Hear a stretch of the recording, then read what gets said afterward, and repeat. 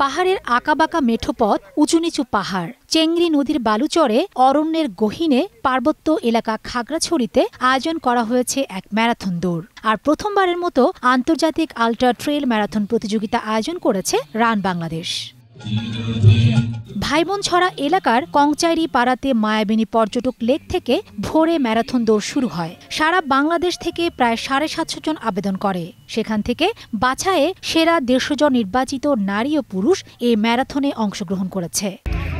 এটা আমি ফুল marathon, half marathon আগে দিয়েছি, but trail run this is my first. So I am very worried but also very excited. আমরা এই খাগড়াছড়িতে মানুষজনের সংস্পর্শে সবকিছু মিলে খুব ভালো এনজয় করতেছি। একদম দুর্গম একটা এলাকায় এসে আমরা রাস্তার বাইরে পাহাড় ধরে দৌড়াবো। বাংলাদেশে প্রথমবার এরকম একটা ট্রেল ম্যারাথন আয়োজন হয়েছে ইন্টারন্যাশনালি, তো এই জিনিসটা খুব বেশি আমাকে উদ্বুদ্ধ করেছে এখানে আসার জন্য। বাংলাদেশের পাহাড়ি মানুষের জীবনযাপন, সংস্কৃতি ও প্রকৃতির সৌন্দর্য বিশ্বের কাছে তুলে ধরতেই এই আয়োজন। 3টি ক্যাটাগরিতে পাহাড়ি এলাকায় 33, 50, 85 কিলোমিটার প্রতিযোগিতা অনুষ্ঠিত হয়েছে। ম্যারাথনগুলো ভোর 5টা থেকে শুরু হয়েছে আর শেষ হয়েছে 9টায়।